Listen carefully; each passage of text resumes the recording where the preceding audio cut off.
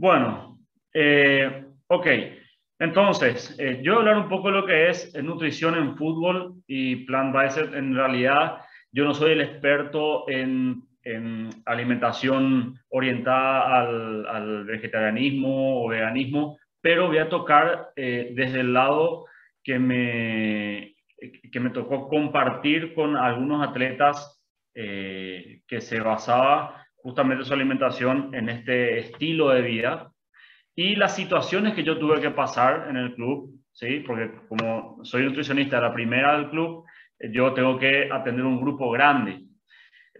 Si bien es cierto que acá en Paraguay por lo menos todavía no está muy metido este tema, hay ya personas que se dedican, o sea, que hay nutricionistas, hay colegas que ya son especialistas en esto, pero como todavía no mucha gente está metida en esto, este estilo de vida, entonces hay todavía poca formación. Yo voy a tocar, como dije, voy a hablar desde el punto, o sea, desde el lado que me tocó compartir con este tipo de atletas, que en realidad fueron unos cuantos ya, de un grupo de 35, tuve la experiencia de compartir con 3 atletas y voy a comentar un poquitito acerca de eso, ¿verdad? Cómo fue, qué variantes de repente tuve que utilizar en fútbol. Y eso también, sepan una cosa, acá en mi país es muy carnívoro. Entonces es como que cuesta muchísimo no solamente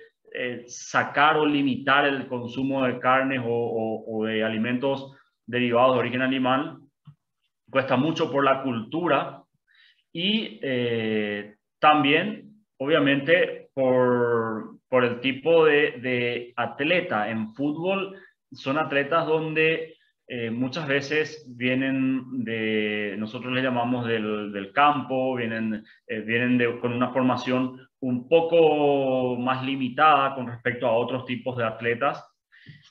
Donde son muy reacios de repente a aceptar otro tipo de alimentación.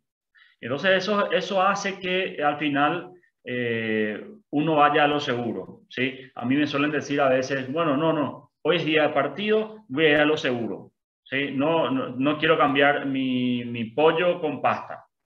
Entonces, ese es el tipo de lucha con el que me encuentro el día a día en el fútbol acá en Paraguay, por lo menos. Les presento entonces la vista de mi oficina, es acá donde trabajo, en el Club Cerro Porteño. La idea de estar acá más bien es el día a día, es el compartir todos los días con el atleta, es una educación constante, más allá de lo que yo pueda meter, por ejemplo, en un menú, en día de concentración, en un menú cuando salimos de viaje por partidos de Copa Libertadores o alguna situación de pretemporadas.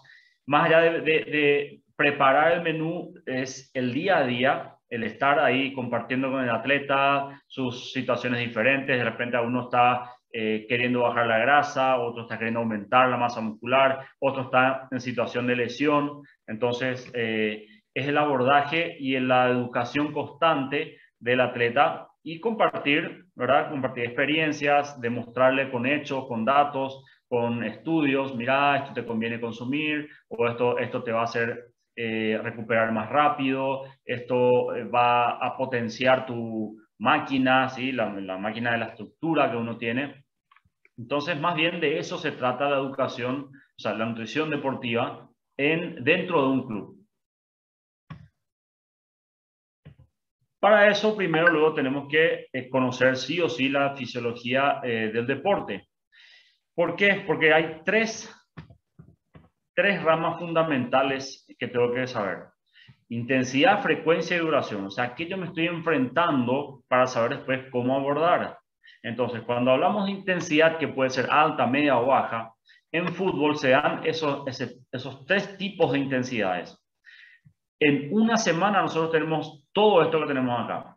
Por ejemplo, en intensidad podemos decir que es alta en la semana intermedia a la competencia. Por ejemplo, si la competencia del partido es un sábado, entre los martes y miércoles son de intensidades muy altas, ¿sí?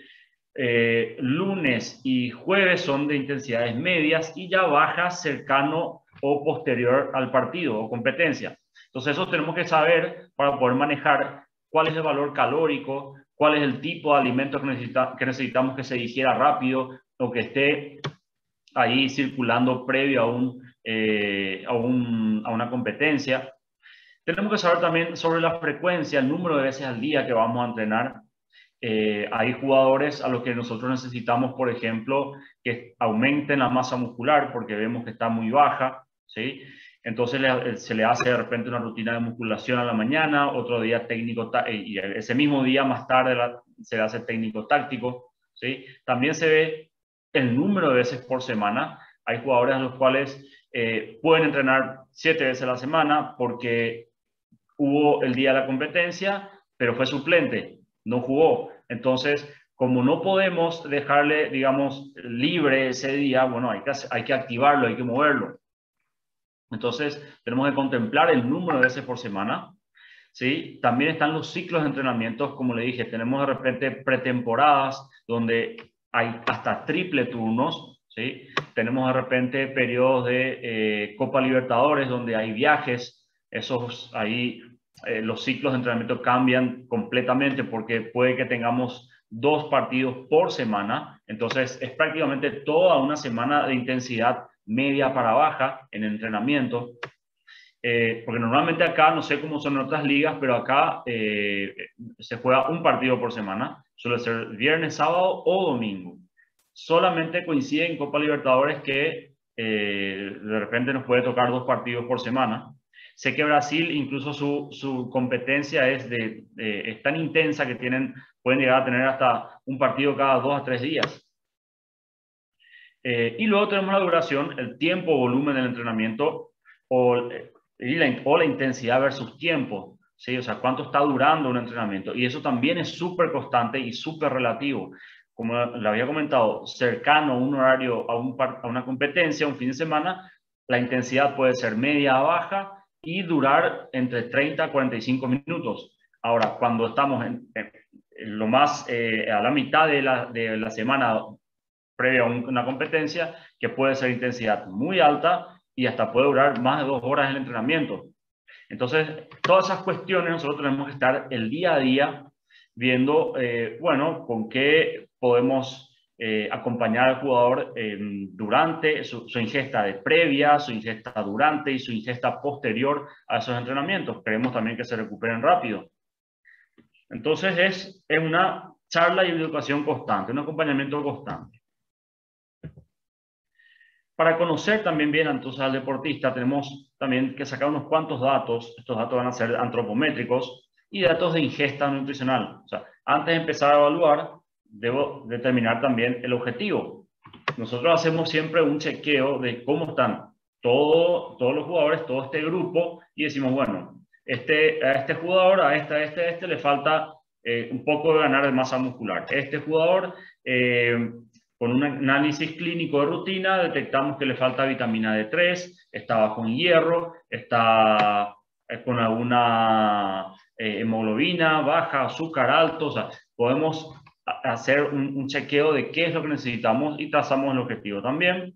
Podemos encontrar también que hay algún jugador con sobrepeso, entonces, bueno, ponemos como objetivo que debe ser pérdida de grasa para tal tiempo, porque los tiempos también en el fútbol son rapidísimos. O sea, nosotros tenemos, acuérdense, no es como una competencia de natación, una competencia de atletismo, donde sabemos que tenemos, por ejemplo, acá a 3 meses las nacionales de natación, y tenemos todo ese periodo de tiempo para prepararnos.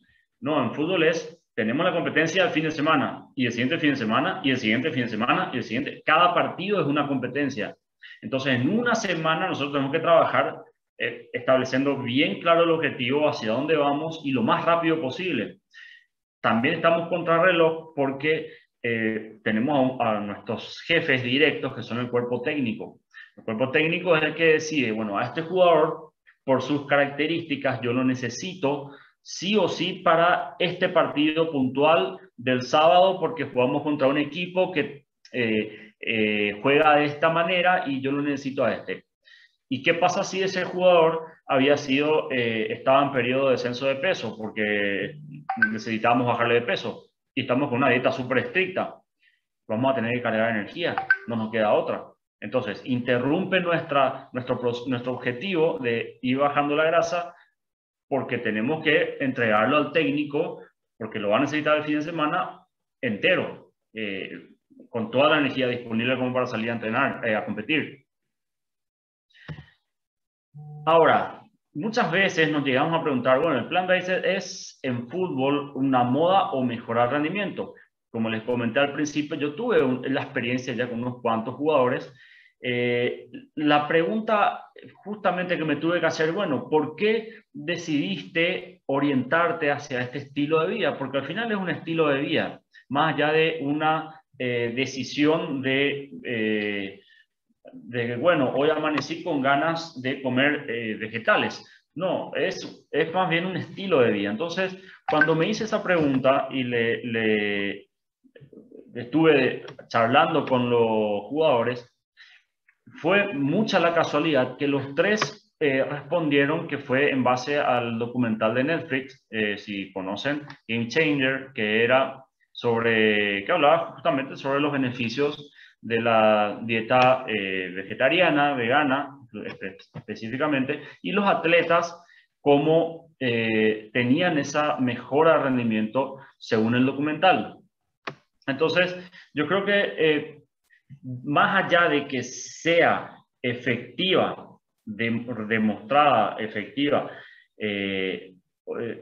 y alguno pueda tener alguna o sea, algún plan pueda tener una contra, tiene algo muy beneficioso. Y lo muy beneficioso fue que orientó por lo menos, o sea, ya sea que haya convencido a alguien o no, que orientó a que se estimule mucho más el consumo de verduras y frutas, por ejemplo, de legumbres, de semillas, de vegetales que incluso eran desconocidos. Entonces, más allá de que uno haya adquirido al 100% el hábito, yo creo que dejó algo muy positivo. Creo que hizo concienciar más y nos ayudó muchísimo a nosotros como nutricionistas, porque al final, como un nutricionista busca algo balanceado. Pero este documental, por lo menos yo rescato que, si bien no cambió la vida de muchos, mejoró el estilo o las ganas de querer por lo menos incluir mucho más vegetales en el día a día de los jugadores. Lo que los pacientes muchas veces quieren, y que esto también tenemos que tener en cuenta, o en este caso el grupo de atletas, futbolistas, ellos buscan siempre más delgado, buscan más peso, buscan incluso más altura, o ser más activos, o hasta más atractivos, diría yo. Pero estos son a veces objetivos de estética, son objetivos que por ahí uno tiene que orientar y decir, bueno, mira, más delgado, ¿con qué fin? ¿Sí? O más peso, de masa muscular, ¿para qué? Más altura, bueno, a convencerlo, tratar de educarle, de decirle, mira, esto es imposible. Hay muchos atletas que buscan, atletas ya, chicos que están en crecimiento y desarrollo, donde tienen 15, 16 años y bueno, viene la madre y porque tienen una maduración tardía, piden, bueno, necesito que una vitamina para que crezca más, para que sea más alto. Y bueno, hay que explicarle que eso es imposible. Y lo que realmente necesitan a veces es mejora del rendimiento, donde la mejora del rendimiento en nutrición deportiva no es tan compatible con una dieta estrictamente saludable, entre comillas. ¿Por qué? Se estarán preguntando. ¿Por qué la nutrición deportiva no es tan saludable? Y la respuesta es muy sencilla, porque el deporte tampoco es saludable. Entonces, es como decir, y bueno, pero ¿cómo puede ser que el deporte no sea saludable? ¿Cómo puede ser que me estás diciendo que fomentás siempre que sea, uno fomenta siempre que se entrene, que se haga ejercicio, pero me estás diciendo que el deporte no es saludable? Y bueno, así mismo, como les digo, el deporte no es saludable en el sentido de que hay que saber interpretar nomás las palabras, en el sentido de que en los deportes competitivos de alto rendimiento, exigen un estrés a la persona, al atleta, tan alto, ¿sí? Que al final puede dejar de ser saludable.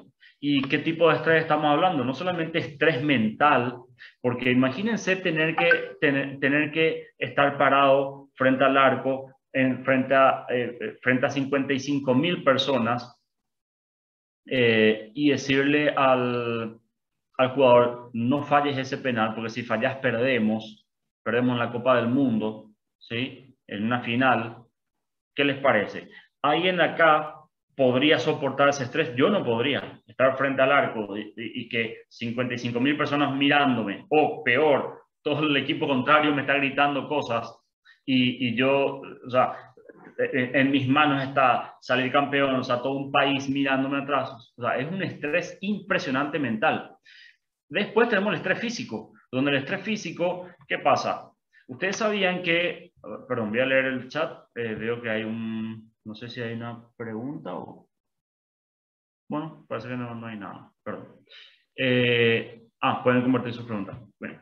Después está el estrés físico. Ustedes sabían que el fútbol, por lo menos estadísticamente, tiene más lesiones que el rugby. Es irónico, ¿no? Uno creería que el rugby, bueno, parece un deporte de alto contacto, siempre sale un diente por ahí, siempre hay lesiones por todos lados. Bueno, les cuento que el fútbol estadísticamente es un deporte más agresivo que el rugby. Y a nadie le gusta estar en silla de ruedas, ni estar con operaciones de ligamento cruzado anterior, con rotura de tobillo, o sea, entonces, ¿eso podemos decir que es sano? No, tampoco es sano salir a romperse todo, pero lo que pasa es que estamos en competencia. Sufrir ese desgaste, si ustedes ven también cómo son los futbolistas, cómo terminan muchos los futbolistas, ¿sí? Tenemos algunos casos que están en silla de ruedas. ¿Y por qué? Porque o terminan cojeando. ¿Por qué? Porque toda su vida, o por lo menos la vida útil de un atleta, ¿sí? De 20, 25 años en total, ¿sí? El futbolista promedio se retira a los 34, 37, a más tardar un arquero, puede llegar a 40. Entonces, todo ese tiempo habiendo sufrido estrés de traumatismos, lesiones, golpes, o sea, eso no es saludable. Las situaciones de estar entrenando todos los días genera un estrés, genera una acidez corporal, que eso se traduce después puede incluso traducirse en un catabolismo proteico constante. Entonces, reparar eso es muy difícil. Y bueno, entonces por eso sacamos una conclusión que el deporte en sí no es tan saludable como parece, pero eso no es malo, solamente que tiene una forma de verlo diferente, que hay que tomarlo con las pinzas cuando se dice entonces que el deporte no es saludable. Por ende, a veces los mecanismos, las estrategias nutricionales que se usan en el deporte tampoco son saludables.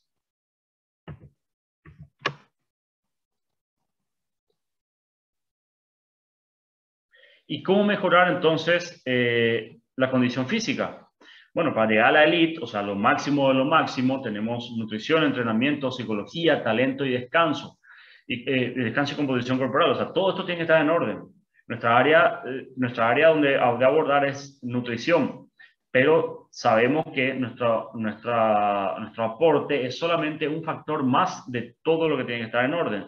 ¿Y por qué es importante mencionar esto? Porque puede que yo tenga la dieta perfecta, ¿sí? Puede que yo le diga al jugador, mira, te doy la mejor dieta, la más novedosa, la que está recontra demostrada científicamente que esto funciona. Vos me seguís esto y vas a ser perfecto.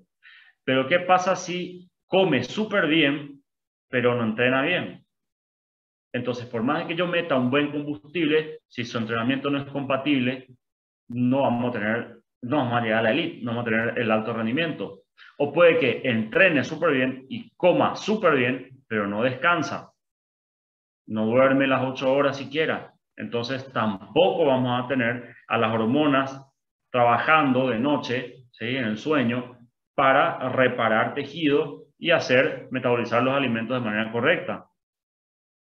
O la parte psicológica. o la composición corporal, o el talento. Entonces, muchas veces nosotros podemos decir, no, bueno, ¿cómo puede ser que mi dieta no esté funcionando si le estoy dando lo mejor de lo mejor? Y porque puede ser que otras áreas estén fallando y viceversa. Entonces, nuestro papel como nutricionistas es, obviamente, mejorar el rendimiento, ¿sí? Pero también acompañado de tratar, por lo menos, de mantener la salud lo más que podamos.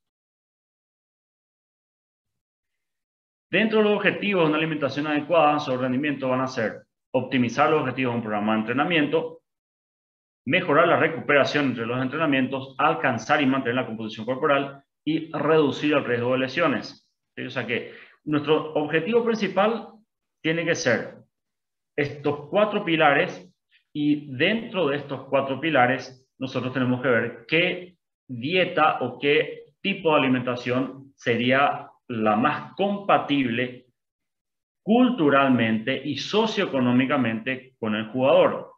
Nosotros podemos orientar hacia un lado, pero vamos a toparnos con los problemas que les dije. Muchas veces el tema de la cultura, muchas veces el tema de la economía.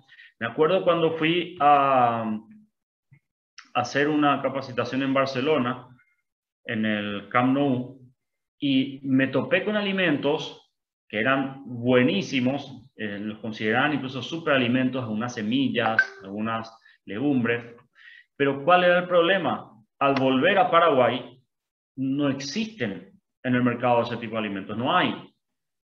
Entonces, ¿cómo yo puedo ejercer lo aprendido si no tengo la disponibilidad de ese tipo de alimento? Y a veces tampoco iba a tener la accesibilidad porque no son tampoco nada baratos. Entonces, muchas veces vamos a toparnos no solamente con la cultura del atleta, sino que también con la parte socioeconómica. Estas cosas están disponibles, estas cosas son económicamente factibles. Va a ser un desafío interesante que el día de mañana, bueno, que tenga la posibilidad de incluso crear, también acá, acá ahora se está volviendo muy de moda el tema de crear su propia huerta. Seguramente en Perú eso ya vienen haciendo hace rato, pero acá ahora recién está empezando el tema de, bueno, cada uno crear su propia huerta, ¿sí? Y cultiva sus propios alimentos. Eso está buenísimo. Ese tipo de culturas y sobre todo las hidropónicas, que no necesitan un gran espacio, es incluso sin pesticidas, es de más, tienen mejor sabor, mejor volumen, mejor textura. Entonces, vamos a escribir estos 4 pilares. Dentro de optimizar los objetivos de un programa de entrenamiento, la idea es proveer energía suficiente para realizar los diferentes ciclos de entrenamiento y competencia. ¿Sí? O sea, que yo lo que tengo que hacer es que no le falte energía a mi atleta, ¿sí?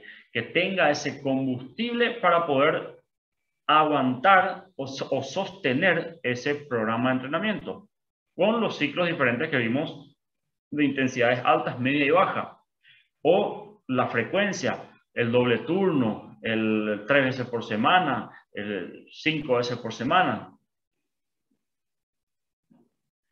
Entonces la pregunta sería, ¿qué combustible le cargo?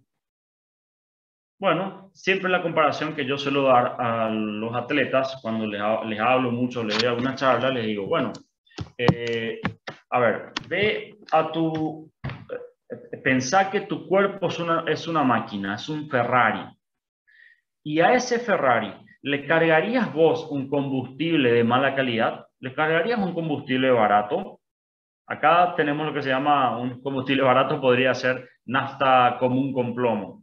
Entonces yo les digo, bueno, a ver, imagínate que tu cuerpo, porque pueden estar bien físicamente, se les ve todos los abdominales, todos marcados, perfecto. Y le digo, bueno, imagínate que, porque muchas veces te responden con eso, te dicen, no, no, pues mira, yo estoy todo marcado. Como diciéndote, como bien, eso no es comer bien.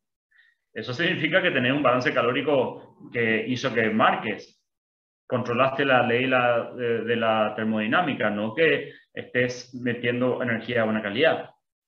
Entonces le digo ahí, bueno, si vos tenés un Ferrari, ¿le cargarías nafta común con plomo? Me dicen que no. Y bueno, tu cuerpo es lo mismo. Tu cuerpo es una máquina que para potenciar esa máquina y para que dure más, tenemos que cargar un combustible de mejor calidad. ¿Sí?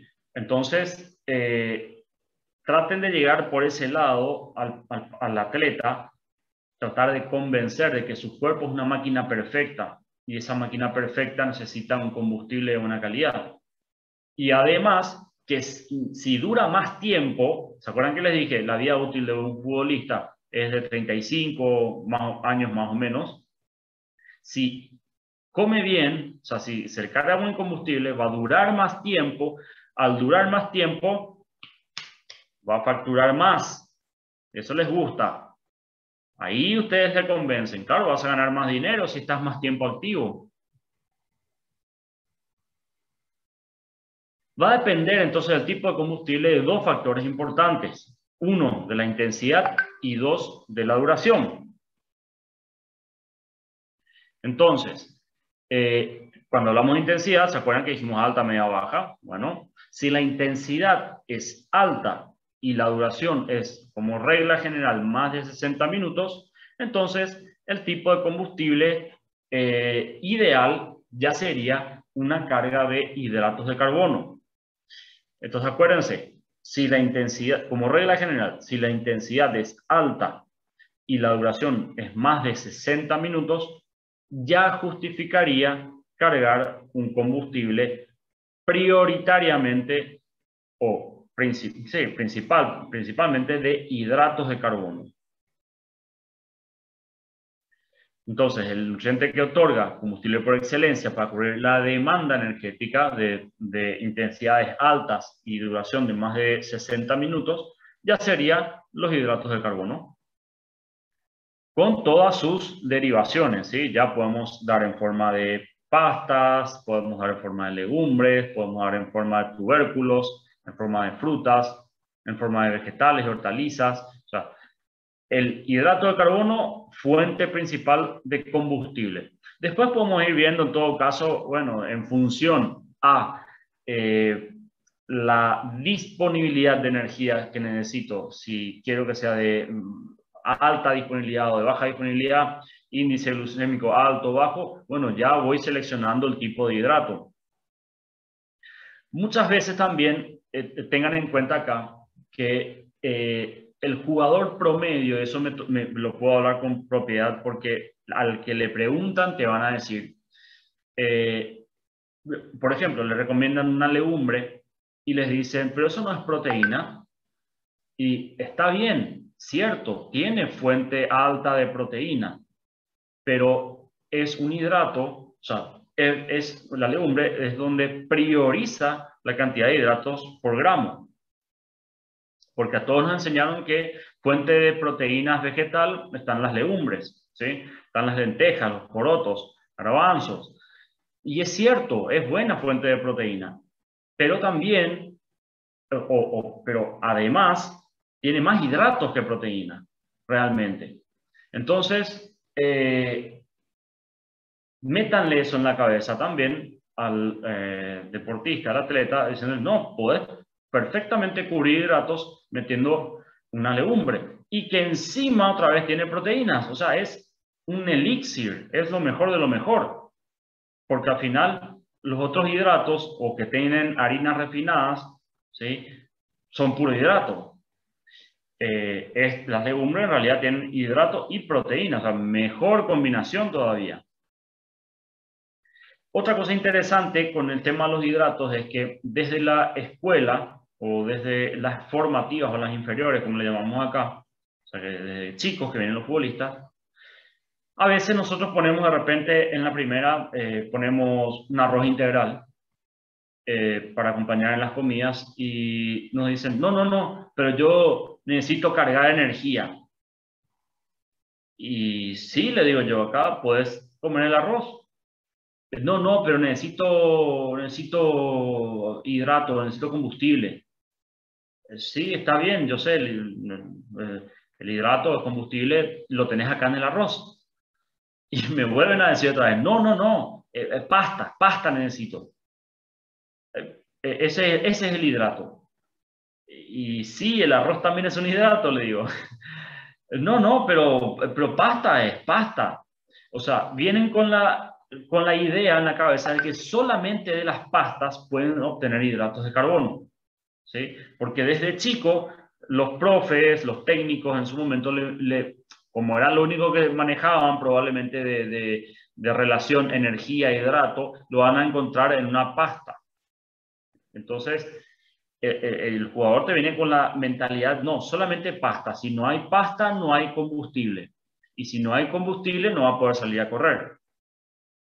Y créanme que hasta ahora no puedo quitar, por ejemplo, la pasta al día del partido, porque esa es la única fuente de hidrato, según ellos. Entonces, es un trabajo constante de educación, muchos ya saben, pero la pasta no puede faltar. La pasta es recontra titular. Trato entonces de que como no puedo cambiar, o sea, como no puedo sacar la pasta, ¿sí?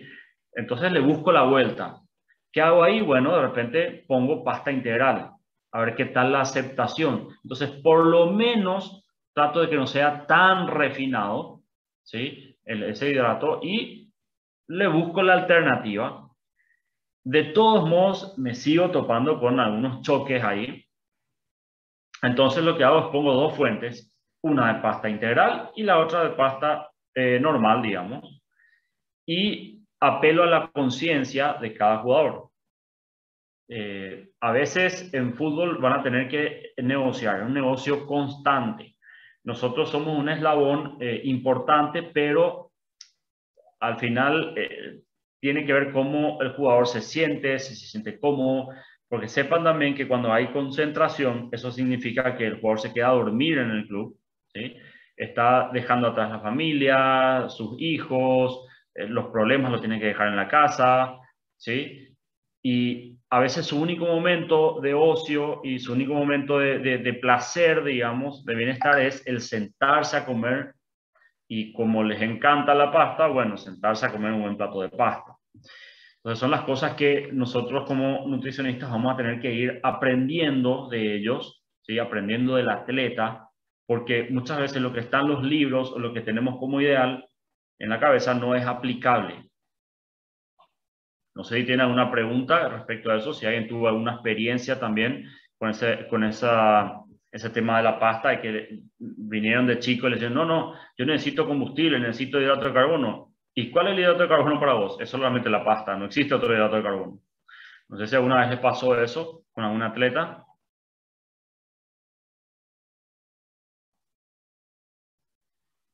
Entonces, ¿por qué el hidrato de carbono? Proveen a los músculos del cerebro el combustible que necesitan para enfrentarse al estrés del entrenamiento y las competiciones. Estos deportistas deben saber entonces qué elegir, qué tipo de alimento elegir y cuál deberían y en qué momento. Acá tenemos otra cuestión. Seguramente ya habrán escuchado o les pasó que su atleta no quiere tomar, por ejemplo, una bebida deportiva. Una bebida deportiva, entiéndase, voy a tirar las marcas Gatorade, Powerade, ¿sí? Las bebidas más conocidas, esas bebidas deportivas, que básicamente son agua, electrolitos y azúcares.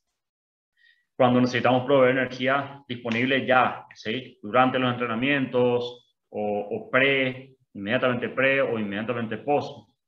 Eh, Muchas veces vienen de repente con la mentalidad de decir, bueno, no, yo ahora voy a tomar maltodextrina o voy a hacerme un preparado de dextrosa que sigue siendo un hidrato de carbono, sigue siendo un hidrato de carbono que aporta prácticamente igual de calorías que el azúcar, y con la diferencia es que uno por ahí al comprar puede preparar a su medida, a la concentración que quiera, siempre y cuando sea isotónico.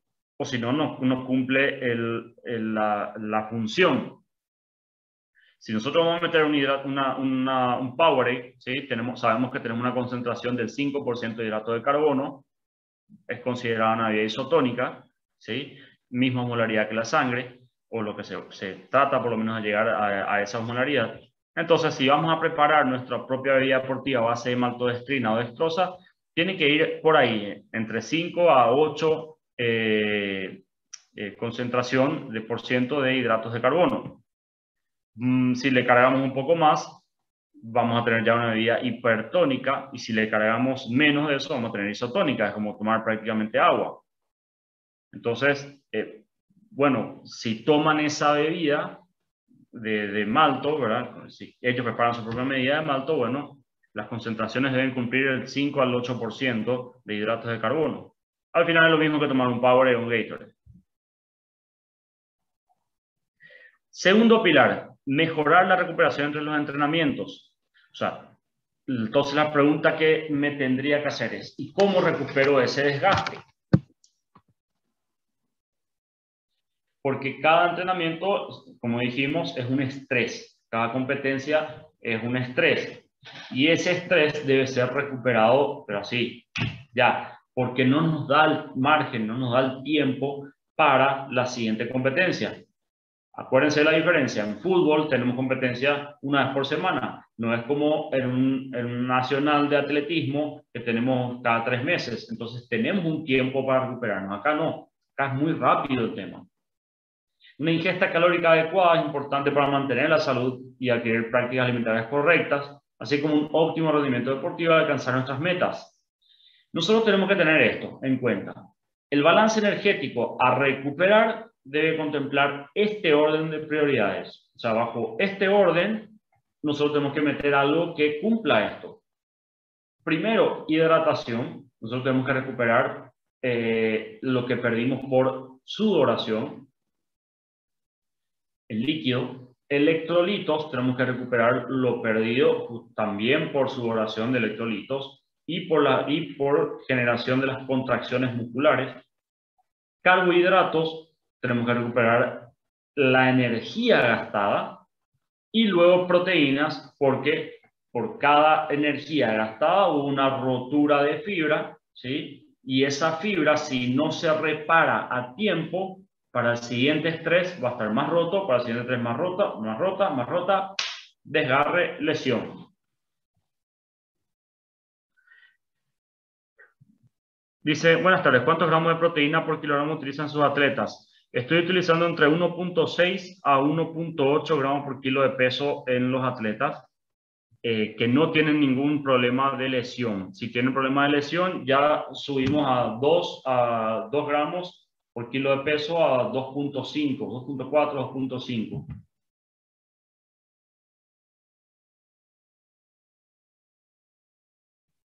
Los electrolitos, ¿dónde puedo obtener los que sean de manera natural y no de bebidas energéticas?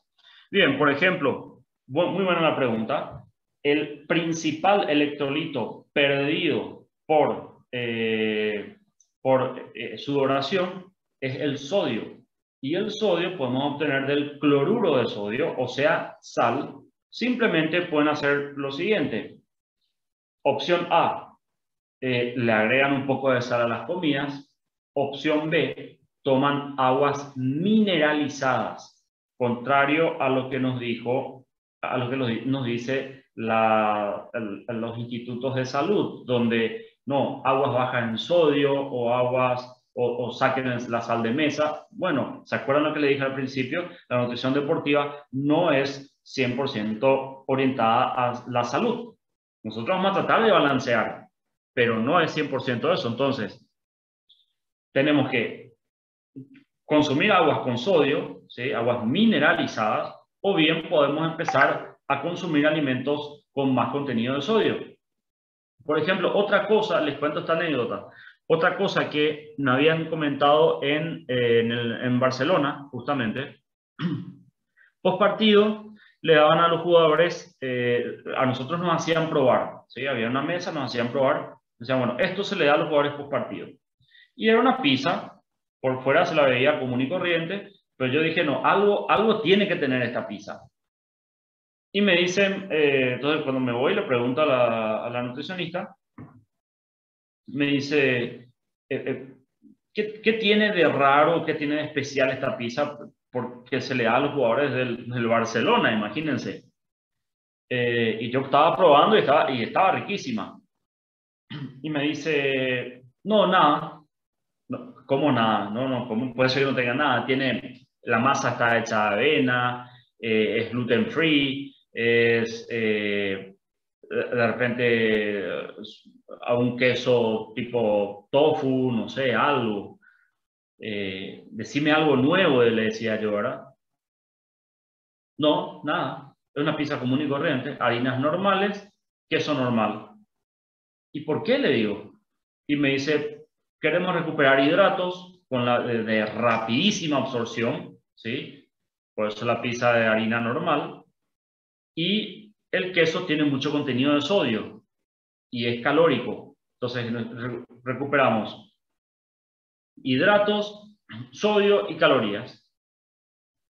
Y yo me quedé así, ah, bueno, es tan sencillo había sido. Y sí, había sido era tan sencillo. Muchas veces tratamos de rebuscarnos, buscar un superalimento, cuando la nutrición deportiva, como vuelvo a repetir, no es tan sana en deportes, están ahí. ¿Sí? No sé si eso responde a tu pregunta. Hubo una vez, y es muy buena esa pregunta del tema del sodio, cómo no meter bebidas deportivas.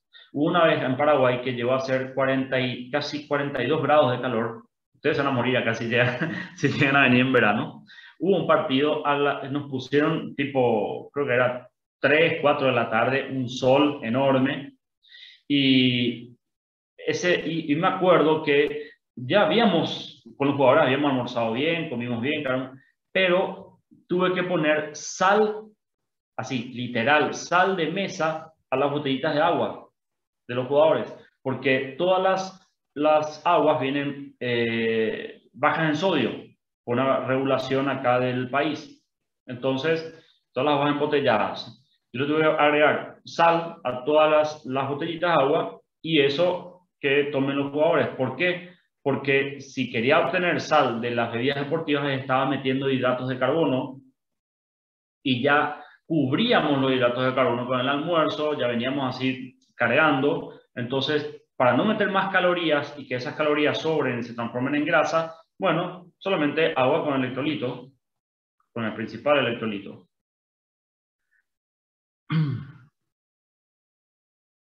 Fabiana, qué interesante, que lo había visto de esa forma. Y realmente así, Fabiana, yo tampoco nunca lo había visto.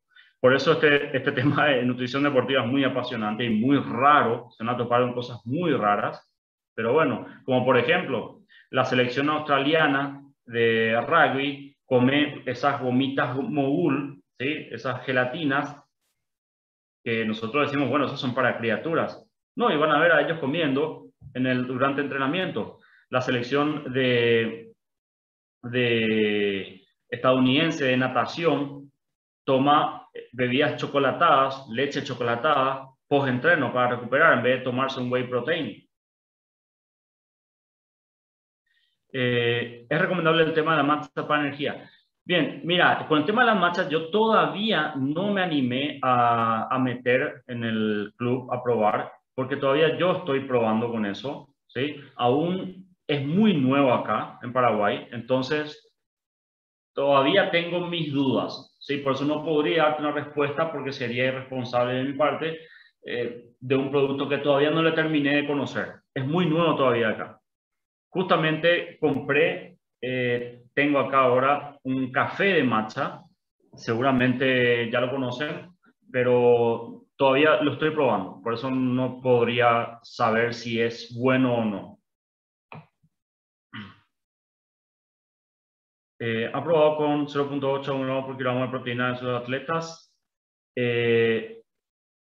Mira, por lo menos de los estudios que me habían pasado y tanto de los dos cursos que hice de España sobre recuperación de lesiones, ambos decían que incluso para una persona normal, y lo que dice el Instituto Australiano de Medicina del Deporte, considera que todos deben ser hiperproteínas, o sea, superando los 1.4 gramos por kilo de peso en proteínas. O sea que con 0.81 no llegué a probar, me basé en los estudios del Instituto Australiano del Deporte y ellos recomiendan 1.4 para arriba. Y cuando una persona tiene hipotiroidismo puede consumir cualquier tipo de proteína, como la isolada, por ejemplo. Bien, a ver, vamos por parte. El hipotiroidismo, para que funcione cualquier tipo de alimento o cualquier tipo de estrategia nutricional, el hipotiroidismo vamos a tener que compensar. O sea, vamos a tener que meter T4.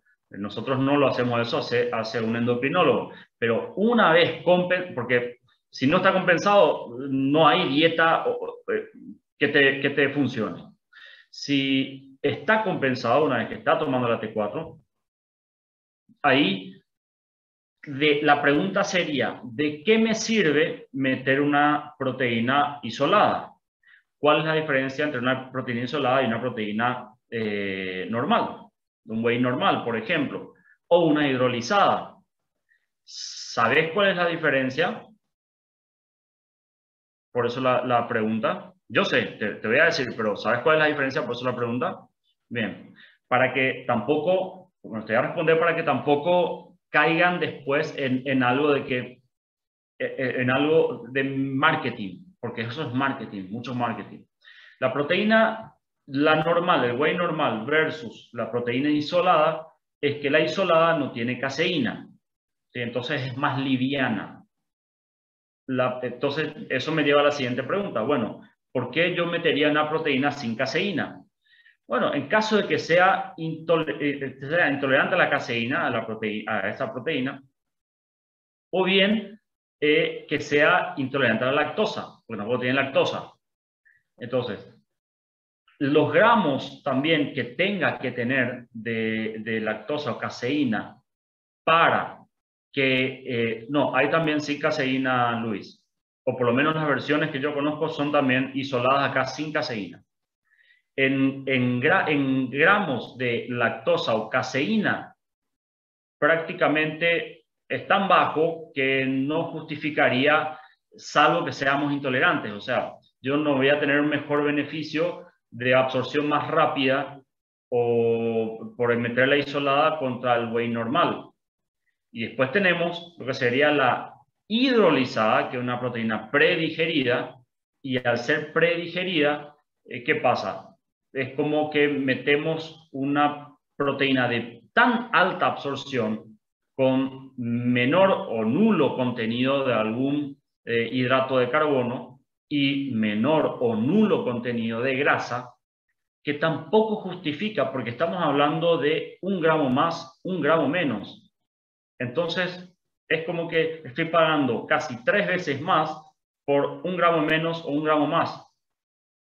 Y para acelerar la absorción, cuando sabemos que la proteína se puede recuperar hasta en 24 horas.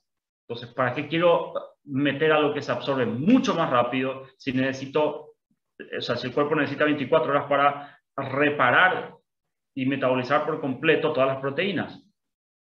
Entonces, esa es la pregunta que me tengo que hacer.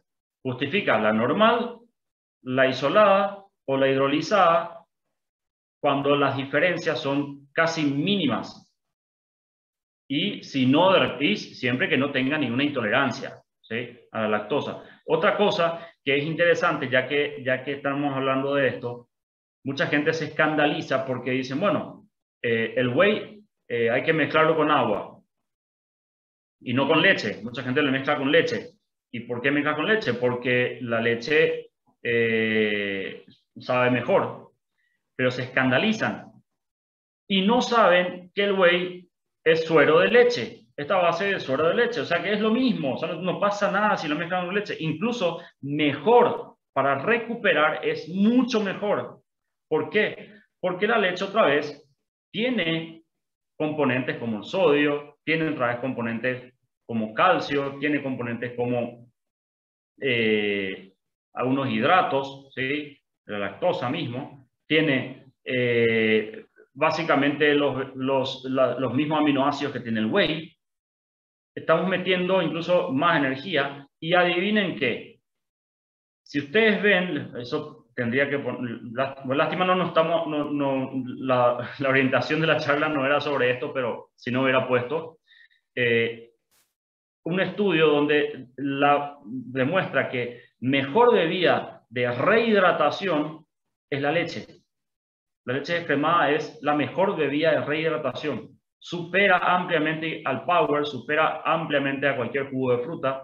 O sea, y eso lo dicen los estudios. Entonces, es interesante cómo la gente a veces se escandaliza al mezclar un whey protein con leche, cuando lo que buscamos es recuperar, reponer. Pero bueno, eso es otra cosa, ¿sí? No estamos hablando tanto de eso ahora. Perdón por desviarme del tema. Entonces, dentro de este balance energético, como ya sabemos, la ley de la termodinámica, si mantenemos, o sea, si comemos más de lo que gastamos, vamos a subir.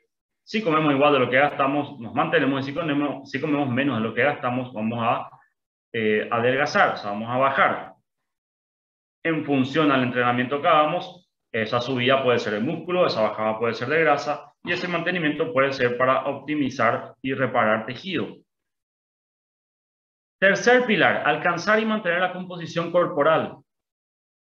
La relación, entonces lo que es el enunciado es la relación óptima de cantidad de grasa versus masa muscular en proporción a la estructura, ¿sí? O sea que lo que nosotros buscamos es, en fútbol también, como en cualquier deporte, es que tenga el mínimo compatible de grasa y el máximo compatible de músculo en proporción a esa estructura. No quiero una montaña de músculo, ni tampoco quiero un piso de grasa. ¿Por qué? Porque si le cargo una montaña de músculo a mi jugador, probablemente sea un motor tan pesado, ¿sí?, que no justifica para salir a correr 90 minutos. Es demasiada carga, demasiado músculo. Entonces, lo que tenemos que buscar es la relación compatible de su estructura para ese deporte. Y lo mismo con la cantidad de masa grasa. Tampoco queremos llevarlo al piso de grasa. No está compitiendo en una competencia de culturismo. Para eso podemos usar la suma de pliegues, donde tenemos que identificar el menor nivel compatible con el rendimiento para fútbol, ¿sí? Aproximadamente nosotros, los antropometristas, estamos usando entre 50 a 45 milímetros en la suma de 6 pliegues como un ideal compatible de fútbol. Acuérdense que para llegar también a eso hay que crear déficit, y al crear déficit estamos limitando la energía. Y si limitamos la energía y tiene que salir a competir, es un problema. Entonces hay periodos donde podemos hacer eso y hay otros donde vamos a tener que aguantar. Pero ¿qué puede significar también el exceso de peso? En grasa, por ejemplo, cuando 2 kilos más de grasa puede representar incluso en un salto alto 6 centímetros, ¿sí? Y en una carrera de 10.000 metros o 10K hasta 1 minuto más lento. Por tanto, un jugador promedio de fútbol te corre entre 8 a 10, incluso 12 kilómetros en un partido. O sea que si está 2 kilos de más, ya es 1 minuto más lento en ese promedio. Y el fútbol a veces se define en segundos. O sea, con que o medio segundo llegues a la pelota para chutar contra el defensor que quiere sacar, ya es un gol, ¿sí? 6 centímetros menos, es casi una cabeza. Bueno, exageradamente hablando. Es como que puedas cabecear en un córner y meter un gol contra el defensor que estaba con 2 kilos de más y no alcanzó esos 6 centímetros. Un dato importante, que es un segundo aspecto de la composición corporal, es la masa muscular, que de hecho es la que genera el movimiento al actuar sobre las palancas, que son los huesos. Fíjense cómo eran, por ejemplo, los atletas de alto rendimiento adolescentes. ¿Y qué fue lo que empezaron a cargar de más? Y por eso son lo que son después, masa muscular, ¿sí? Estos se hicieron más musculosos. Pero la idea era buscar la compatibilidad, o sea, qué tan compatible es su estructura con la masa muscular para ese deporte. Tenemos, por ejemplo, Hulk, brasilero, jugador del Mineiro y de Selección Nacional de Brasil. La cantidad óptima de músculo también es de suma importancia para disponer la fuerza, potencia, resistencia para rendir al máximo en cada disciplina deportiva. Entonces, este tipo, por ejemplo, es una montaña de músculo. Pero esta montaña de músculo puede que ya lo haga un poco lento. Y la fuerza, muchas veces la fuerza y potencia no es tan proporcional a la masa muscular.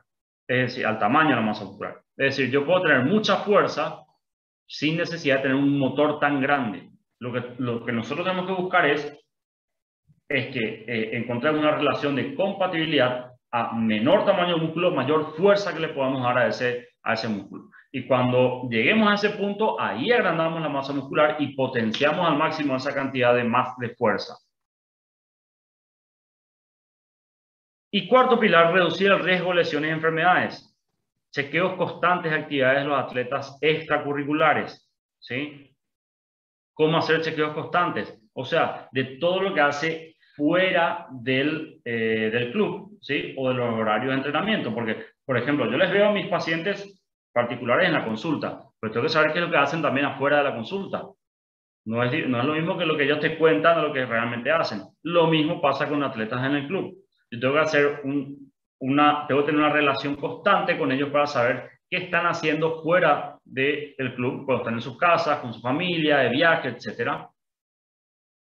Por ejemplo, esto fue un ejemplo de un paciente que me dijo, bueno, creo que estaba en Punta Cana o Cancún, había viajado, o sea, no un paciente, uno de los jugadores que viajó y me mandaba fotos de sus platos, de lo que él comía. Orgullosamente me mostraba la ensalada como principal, lo que principalmente ocupaba en el plato y el resto de proporciones más pequeñas. Entonces yo le pongo, ¿verdad? Eso es en Punta Cana, ¿no? Claro, se basará mi dieta. Excelente, le pongo yo. Y después me manda una foto del gimnasio. Y le digo yo, ¿qué nivel? Jaja. Y me responde, solo entré a sacar fotos. O sea, él entró a sacar fotos, hermano. No es que estaba entrenando. Yo pensé que estaba entrenando. Pero son así. Ustedes pueden hacer de repente ese tipo de chequeos constante con ellos. Y que les mande fotos de sus comidas. Acá, por ejemplo, me mandó también una foto de su comida, donde metía cereal con frutas, yogur, café.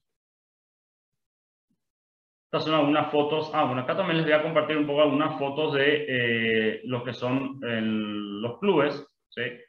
Por ejemplo, las mesas de desayunos, meriendas. Siempre solemos hacer por buffet. Esto, por ejemplo, ya es en la cancha. Ellos al salir ya tenían así vegetales cortados, frutas picadas, de fácil, ¿cómo se dice? De fácil agarre, se vende más así, es más apetitoso mirar una fruta así y querer agarrar y comer. Y no faltan los que no comen. Para los que no comen, en ese caso, buscar la forma de que lo hagan, ¿sí? Porque ustedes no se imaginan lo que a mí me costó meter la avena, por ejemplo. No tienen idea. Tardé como 7, 8 meses en concienciar y meter avena, porque el jugador promedio, primero que no conocía, y segundo que no quería saber nada de la avena. O sea, ¿qué es esto? Yo nunca comí. Como ¿qué me estás queriendo meter acá? Entonces, ¿qué hice? Nosotros tenemos una comida tradicional que se llama mbejú, ¿sí? Mbejú es una tortilla, pero a base de harina. Entonces, ¿yo qué hice? Hice a base de avena.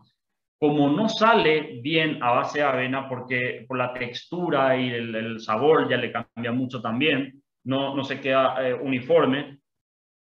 Entonces hice mitad y mitad. O sea, le encontré la vuelta, ¿sí? Tuve que hacer 50% de harina, 50%, o sea, de almidón, perdón, que de harina de almidón, y 50% de avena. Y ahí salió el mbejú disfrazado.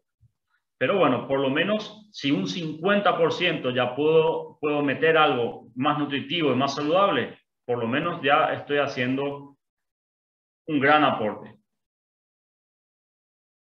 Otra cosa que no había forma de que traguen, la remolacha, ¿sí? No sé si ustedes le llaman así también, remolacha o betarraga, como se le llama en Brasil. Bueno, la fruta, perdón, la verdura roja. Entonces, bueno, les hice jugo de remolacha con naranja y zanahoria.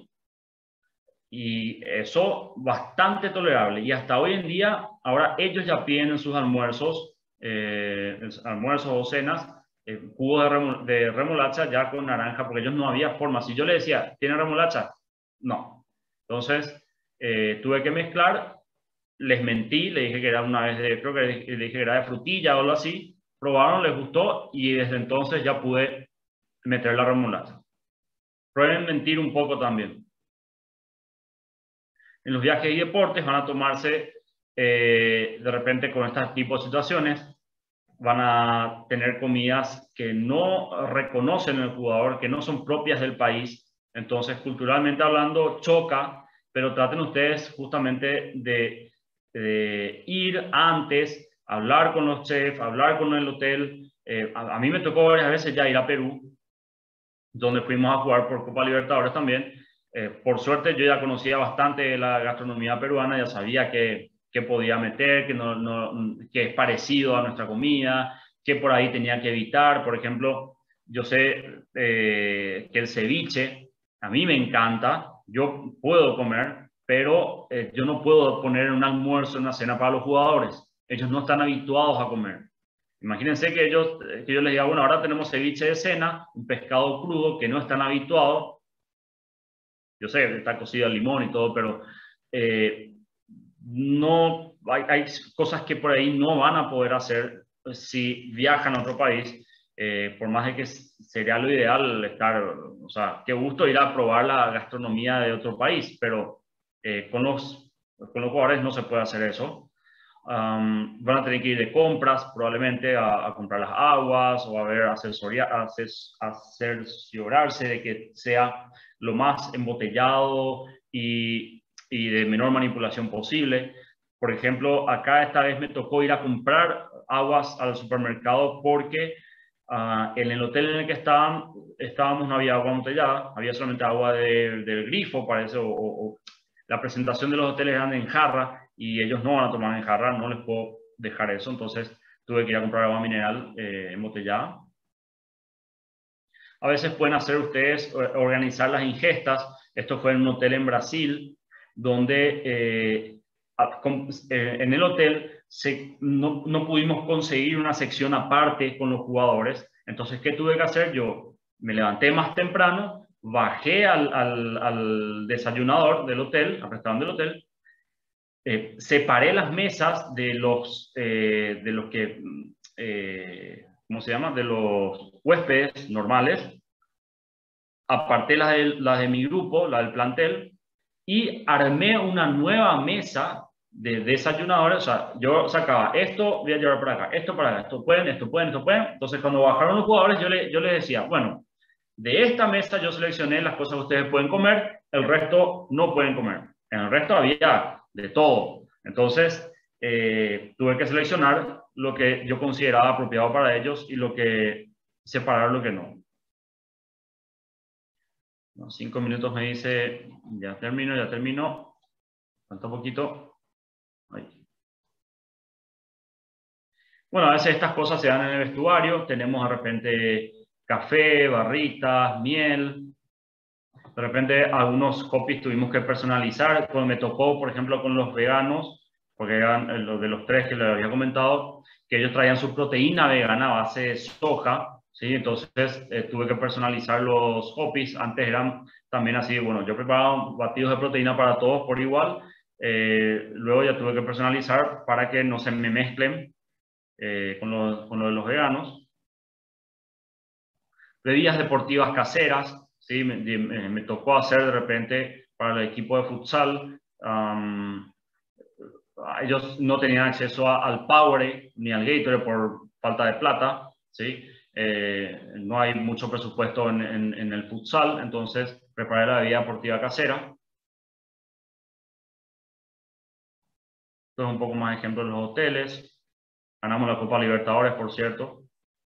Yo también asumo que era en parte fue por la miel, ¿sí? Fuimos el único equipo en Copa Libertadores que consumía hidratos de carbono durante los entrenamientos y la miel fue uno de los principales, como le dije, estábamos cortos de presupuesto. Los otros equipos también eran cortos de presupuesto, o sea, no se le da mucha bola por lo visto a esto.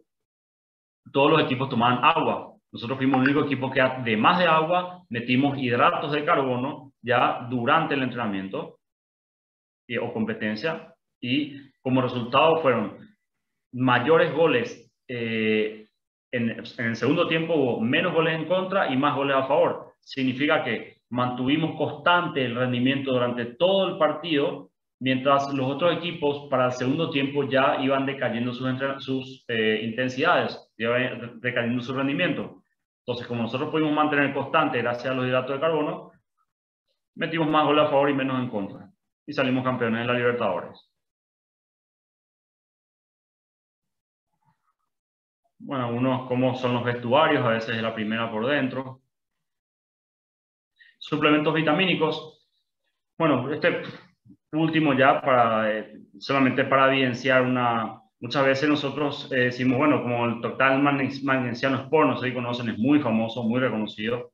No existe evidencia científica de que los suplementos de vitaminas y minerales mejoren el rendimiento, pero sí contra una deficiencia previa, se frente a una anemia. Ahí sí. Ahora, ¿por qué? Y llama la atención, ¿por qué un Total Magnesiano es multivitamínico y energizante? Energizante llama mucho la atención. ¿Cómo puede ser que te dé vitalidad el magnesio? Bueno, no necesariamente por el magnesio, porque si ustedes miran atrás, en su misma etiqueta dice trimetilxantina 50 miligramos. ¿Y qué es la trimetilxantina 50 miligramos? Es cafeína. Entonces, lo que te da esa vitalidad es la cafeína, no tanto el Total Magnesiano Sport lleno de vitaminas. No, al final lo que te da es cafeína. Como tomarte una taza de café. Y algunos inevitables, culturalmente hablando, otra vez les vuelvo a decir, son cosas que vamos a luchar, pero la inclusión, como les dije, estamos metiendo, gracias a Dios todavía, tenemos fuerza para luchar y meter algunos vegetales y verduras que necesitamos, pero los inevitables van a ser, en fútbol por lo menos, chocolates y asado.